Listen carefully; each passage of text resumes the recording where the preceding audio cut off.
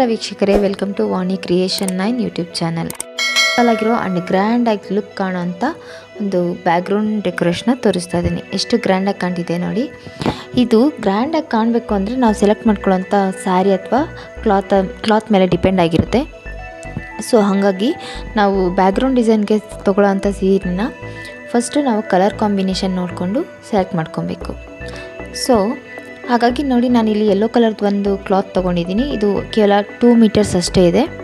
ಹಾಗೆಯೇ ಒಂದು ಸ್ಯಾರಿ ಮರೂನ್ ಕಲರ್ದು ಅದು ಕಾಂಬಿನೇಷನ್ ಇರೋದಂಥ ಒಂದು ಸೀರೆ ತೊಗೊಂಡಿದ್ದೀನಿ.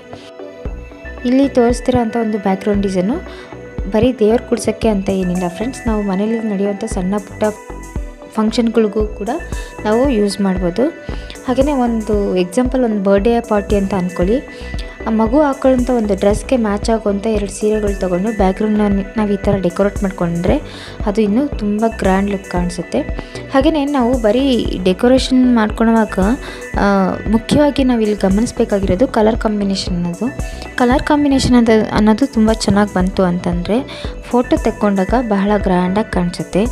ನಾನು ಇಲ್ಲಿ ಸ್ಟಾರ್ ಬರೋ ರೀತಿಲಿ ಒಂದು ಡಿಸೈನ್ ಮಾಡ್ಕೊಂಡಿದ್ದೀನಿ. ಬ್ಯಾಕ್ಗ್ರೌಂಡ್ ಡಿಸೈನು ಮಧ್ಯದಲ್ಲಿ ಮಗು ನಿಲ್ಲಿಸಿ ನೀವು ಬರ್ತ್ಡೇ ಕೇಕ್ ಕಟ್ಟಿಂಗ್ ಆ ಥರದ್ದು ಮಾಡಿಸಿ ನೀವು ಫೋಟೋ ತೆಗೆದಾಗ ಅದ್ರ ಲುಕ್ಕೆ ಎಷ್ಟು ಚೆನ್ನಾಗಿ ಕಾಣಿಸುತ್ತೆ ಅಂದರೆ ತುಂಬ ಚೆನ್ನಾಗಿ ಕಾಣಿಸುತ್ತೆ ಆ ಲುಕ್ಕು ಫೋಟೋ.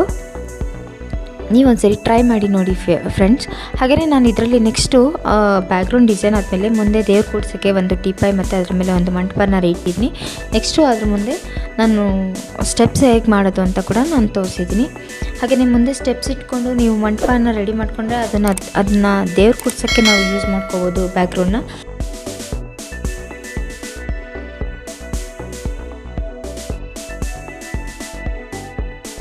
ಈಗ ಬರ್ಡೇ ಅಂತ ಅಂದ್ಕೊಳ್ಳಿ, ಈ ಥರ ಒಂದು ಬ್ಯಾಕ್ಗ್ರೌಂಡ್ನ ನಾವು ರೆಡಿ ಮಾಡ್ಕೊಂಡಾಗ ಹಿಂದೆ ಕಡೆ ನಾವು ಹ್ಯಾಪಿ ಬರ್ಡೇ ಬ್ಯಾನರ್ನ ನಾವು ಸ್ಟಿಕ್ ಮಾಡಿಕೊಂಡು ಬಲೂನ್ಸಲ್ಲಿ ಮಧ್ಯೆ ಒಂದೊಂದು ಬಲೂನ್ಸು ಸ್ಟಿಕ್ ಮಾಡಿಕೊಂಡ್ರೆ ಅದು ಕೂಡ ಇನ್ನೂ ತುಂಬ ಚೆನ್ನಾಗಿ ಕಾಣಿಸುತ್ತೆ.